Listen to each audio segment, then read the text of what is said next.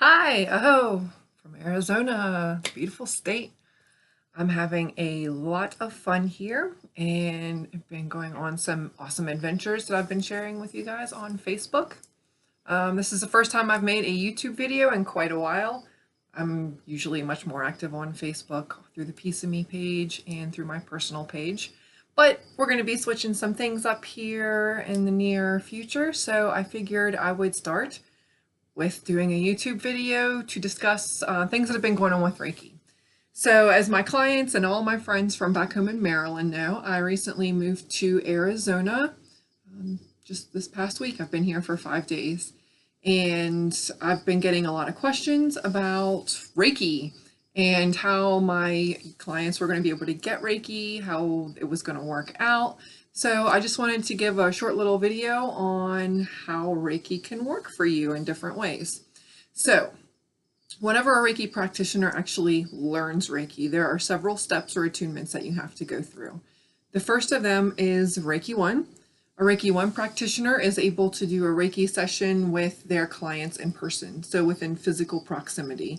You can do it with somebody that's in the room with you. Reiki 2 is the next step from that. That's where you learn to use different symbols. And then also you can send Reiki through time and space. Now I know that sounds a little weird.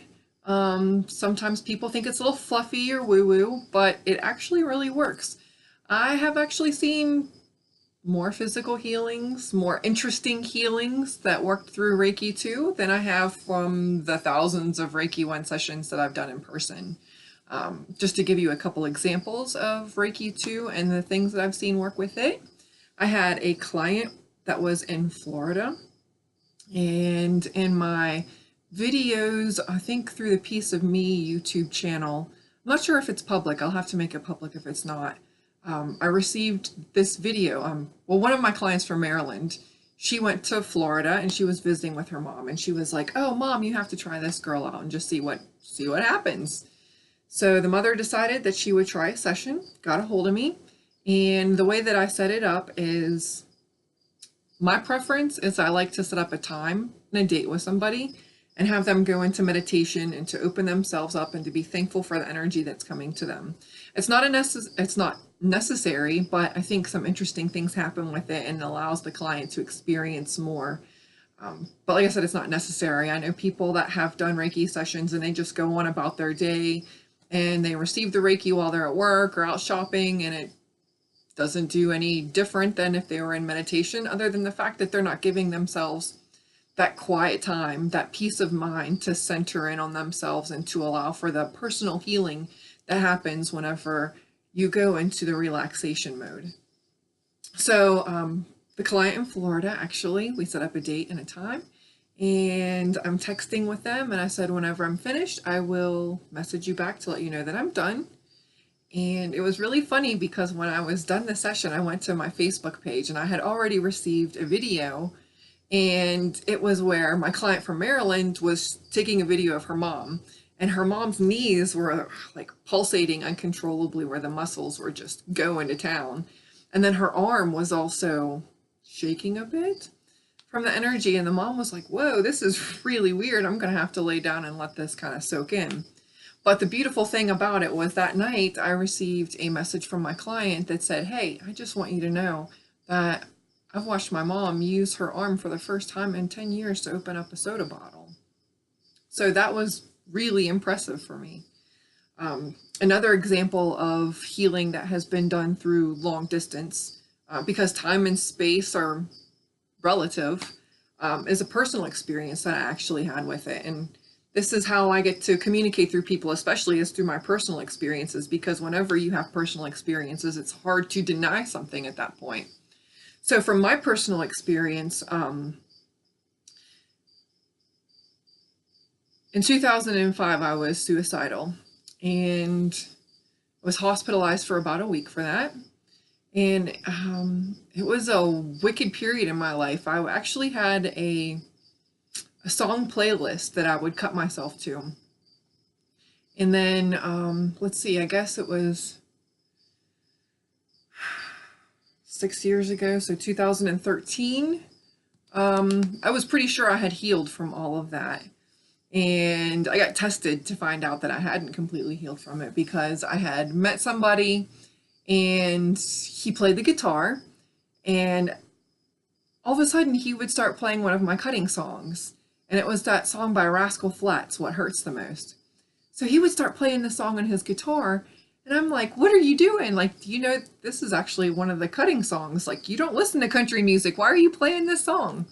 So I told him, like, I used to cut to this song. It's kind of tender to my heart. And it was really interesting because he didn't stop playing that song. And for a little while, I would keep getting angry with him. And I was like, why are you doing this? Why are you doing this to me? Why are you playing this song when you know that this is the reaction that I'm going to have? And then finally one night it hit me. I was like, hey, Jody, duh. You're having this reaction because you're not healed. If everything was okay, there would not be some type of chemical reaction that would make you angry or upset. So one night he goes, starts playing that song again. And instead of getting mad and angry, I was like, all right, let's deal with this right now and be done with it.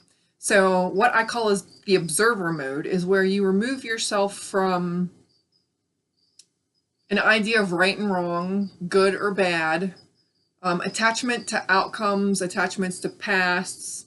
You just observe what's going on in your environment without any type of judgment. So I'm hearing, strumming of What Hurts the Most, and I go into observer mode. And then I just open up my heart chakra and I start sending all of the love and the Reiki that I can to 25-year-old Jody. And I'm like shocked because suddenly I'm standing in 2 times and places, I guess. There was a night that I had completely forgotten about until that very moment. And in that night, it was when I was cutting to this song. And that night I was pulling my hair out and I was screaming to God, why won't you let me die? I don't want to be here anymore. Just please let this be over with. I can't do this anymore. Just losing my mind. And it was funny because this voice comes into my mind. And then in 2013, when I'm sending all of this love to Jody in the past, everything will be okay came out of my mouth in that day and time. And as I said that, I was transported back to 2005 when I was suicidal and cutting myself. And those are the exact words that came into my mind that night when I'm pulling my hair out and saying, why won't you let me die? And back then, when I hear everything will be okay, I get even more mad. I'm like, does this look like it's okay to you? Well, it didn't feel like it was okay at the time. But fast forward to 2013 and everything was just fine. And I was doing much better compared to what I was back then. So it was really wild because I was transported and I was experiencing both of those realities at the same time. And then what made it even more interesting was that very next day I wake up and I go get a shower. And the very first thing that I hear is he's pulled out his guitar and he's strumming out the beginning of What Hurts the Most by Rascal Flatts. And there was absolutely no chemical reaction for me. There was no what might have been, what should have been, what could have been, no anger, no depression, no I wishes that I would be back there still. I was okay with it, and a smile came over my face, and I was like, the release from it was awesome. So since then, I've not had that reaction anymore whenever I hear What Hurts the Most. And since then, I've been able to actually smile and sing along with that song, which for me is a big step because lyrics and music are like lyrics for my soul and my life. A lot of times the music that I listen to, it resonates with my experiences. So it was very nice to see that I was able to let that thread of energy go that still had me attached to a very deeply sorrowful time in my life. So when it comes to working with Reiki too, I know that it works because that's how I've healed myself. And that's why I'm so passionate about doing Reiki, is because I've used it to help heal myself. So getting back to working with Reiki today, as you know, I just recently moved to Arizona this past week from Maryland, and my Maryland clients are saying, well, what am I going to do for Reiki? So there are 2 options actually. the shop piece of me, or Appalachia Awakening, as we expanded into with our massage therapists and the reflexology, it's still open, but it's under the name Enchantments. It is going through a little bit of a shift where it's not specifically going to be a healing center, but there will be Reiki with Bryn, and Tracy is still doing her massages. And then Anasa is actually one of the best mediums that I've ever met. She's great. So there will be those aspects of healing that's available. But then the retail shop itself is going to transfer more into like earth-based religions and paths of spirituality. So for those who are not comfortable with trying Reiki 2, you always have that option. And I know Bryn is going to be doing and keeping up with the Super Reiki Saturdays that I started as well. So you can always hit them up.